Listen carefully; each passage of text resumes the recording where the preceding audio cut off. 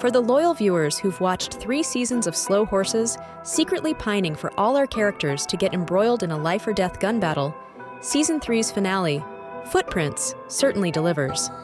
For everyone else who's enjoyed the back alley, rough-around-the-edges spy work, and volatile character dynamics, Footprints is a bit of a hollow endnote. The consequences of sanding off all the messiness and intrigue of previous seasons have revealed themselves. Season 3 is a tight adventure dedicated to pure thrill, but it feels like an overcorrection. It's never failed to entertain, but Season 3 wasn't really about anything. Does this reveal an inherent flaw to Slow Horses on a premise level? With the goal of not simply describing a series of action sequences, River recovers from the grenade blast, and Sean presses down more return fire on the Chieftain agents who've breached the facility's lower levels, quite effectively, we might add, as Duffy gets the first sign that this isn't going to be an easy execution job. River, Sean, and Louisa make it out with the footprint file, but Sean is badly wounded. Meanwhile, Marcus and Shirley are pinned down around the perimeter, unsure how they're going to rescue their friends. As Hobbs and the previously kidnapped Chieftain agent approach the Dunn safe house, Jackson lays out some Home Alone-style traps. Side note, the number of serious thrillers I've seen deploy what are commonly referred to as Home Alone traps makes me think that, in reality, Kevin McAllister was just doing actual guerrilla warfare. The Chieftain agent is set alight when he opens the front door. Hobbs slips on the stairs and shoves his hand on a blade hidden on the banister. In my opinion, the rag he uses to bandage his lacerated hand should have been preemptively doused in bleach. It's a real missed opportunity. Sarah is shot scuffling with the Chieftain agent. Some expertly placed Pringles reveal his presence, but ultimately subdues him, and Catherine hides in a cupboard to bait Hobbs so Jackson can shoot him in the head.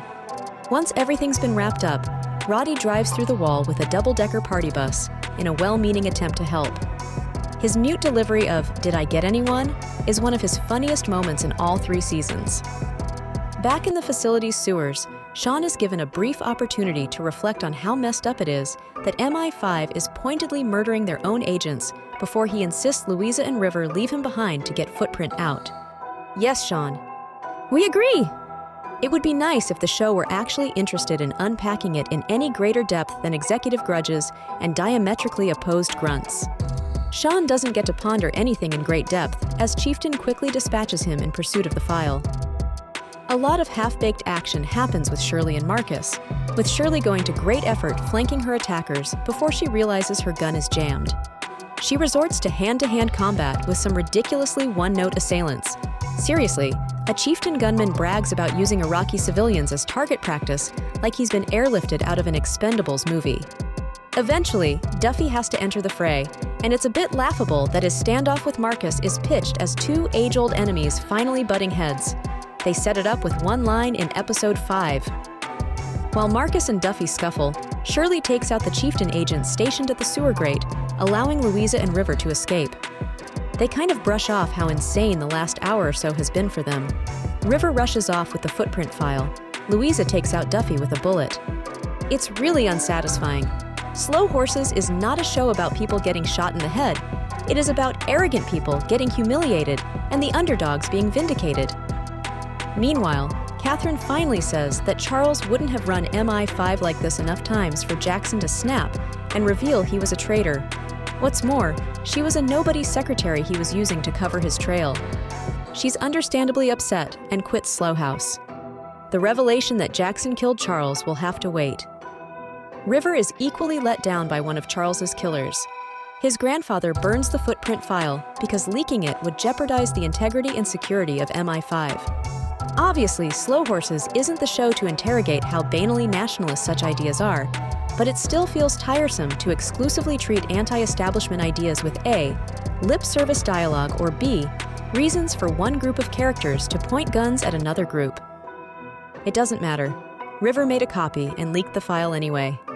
In a hasty, rushed ending scene, Diana and Jackson recount information that should have been dramatized for the audience. Ingrid was ousted, as was Peter Judd. River was vindicated, and everyone's realized that Slough House may be the only place that actually protects them from the vices of MI5. It's a shrug of an epilogue that calls into question how unseriously the season has taken its thriller stakes. Spider is now dead. Duffy and Hobbs were killed trying to murder our characters, and the worth and legitimacy of MI5 is completely undermined. In giving us new heights of exciting, fun spy capers, Season 3 has revealed how unsubversive its ambitions truly are. Hopefully things get thornier, messier, or at least more impactful next season. At the very least, they've got Hugo Weaving for it. All 6 episodes of Slow Horses Season 3 are streaming on Apple TV+. Season 4 is expected out in 2024.